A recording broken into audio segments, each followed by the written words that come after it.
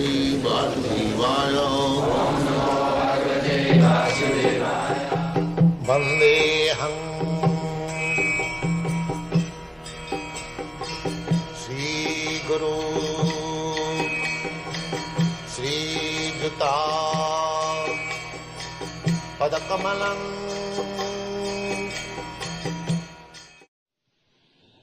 So there is no question of Arjuna's considering whether he would fight or not.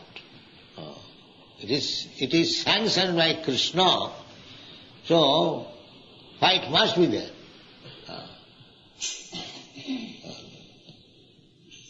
That's like when we are walking, the question was raised, why what takes place? That is not a very difficult subject to understand. Because every one of us has got a fighting spirit. Even children fight, cats and dogs fight, birds fight, ants fight, we have seen it. So why not human being? The fighting spirit is there. That is one of the symptoms of living condition. Fight. So when that fighting should take place? Of course, at the present moment, by the ambitious politicians, they fight. But fighting, according to Vedic civilization, fighting means dharma juddha, on religious principle. Not by whims of political ideas, ism. That's why now fighting is going on two political groups, the communist and the capitalist. They are trying to avoid only fight, but the fighting is going on. As soon as America is in some field, immediately Russia is also there. In the last fighting between India and Pakistan, as soon as President Nixon sent the 7th fleet on the Indian Ocean, Bay of Bengal, almost in front of India, this was illegal. But very puffed up America, so sent the 7th fleet, maybe to show sympathy with the Pakistan, but immediately our Russian friend also appeared. Therefore, America had to come back. Otherwise, I think America would have attacked on behalf of Pakistan. So this is going on. Fighting you cannot stop. Many people they are thinking how to stop war. That is impossible. It is nonsense proposal. It cannot. Because the fighting spirit is there in everyone. That is a symptom of living in it. In children who has no politics, no enmity, they fight for 5 minutes against their friends. So, the fighting spirit is there. Now, how you should be utilized? Our Krishna consciousness movement is there. We say consciousness. We don't say stop fight or do this, do that, do that. No. Everything should be done in Krishna consciousness. That is our purpose.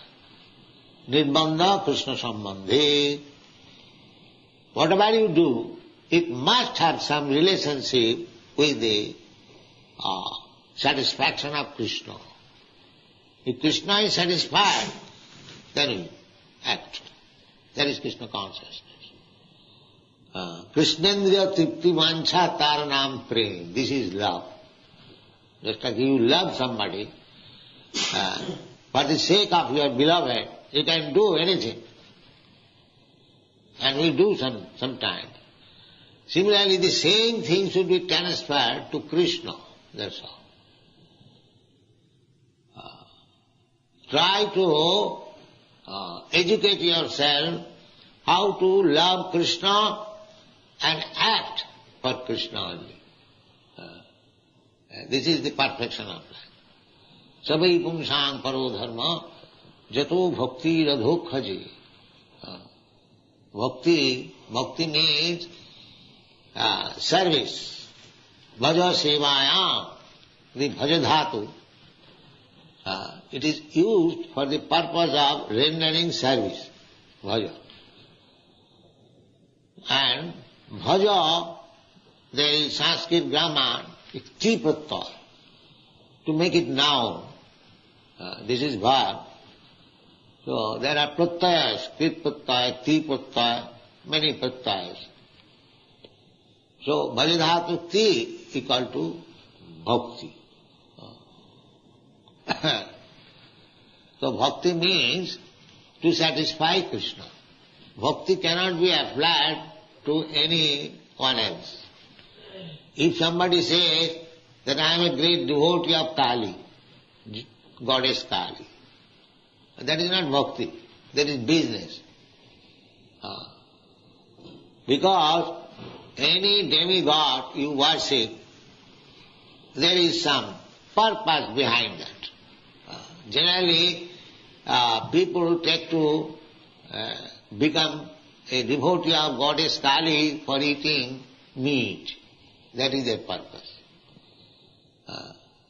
The Vedic culture, those who are meat eaters, they have been advised that don't eat meat purchased from the slaughterhouse or from the market. Actually, this system was never current anywhere, all over the world, that to maintain slaughterhouse. This is latest invention. We talk sometimes with Christian gentlemen, and when we inquire, the Lord Christ says, "Thou shalt not kill." Why you are killing? They give evidence that Christ also ate meat sometimes. Sometimes Christ ate meat, that's all right, but did Christ say that you maintain big slaughterhouse and go on eating meat? There is no common sense in it. Christ might have eaten sometimes. If there was nothing available for eating, what could he do? That is another question. In great necessity, when there is no other food, except taking meat, that time is coming. In this age, Kali Yuga, gradually food grains will be reduced. It is stated in the Srimad Bhagavatam, 12th canto. No rice, no wheat, no milk, no sugar will be available. One has to eat meat. This will be the condition. And maybe to eat the human flesh also. This sinful life is degrading so much so that they will become more and more sinful. Tanaham disata puran chipami ajasrandu junish.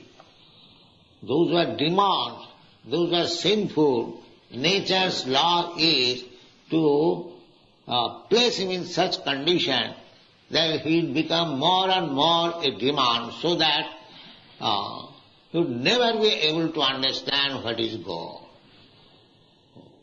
This is nature's system. If you want to forget God, then God will put you in such a condition that you can never understand what is God. That is demonic life. That time is also coming.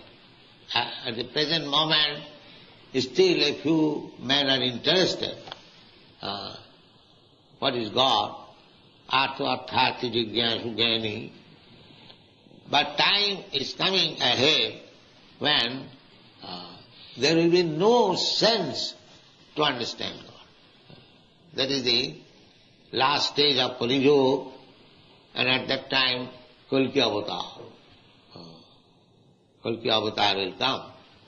At that time there is no preaching of God consciousness, simply killing. Kalki Avatar with his sword will simply massacre. Then again Satyajug will come. Again golden age will come.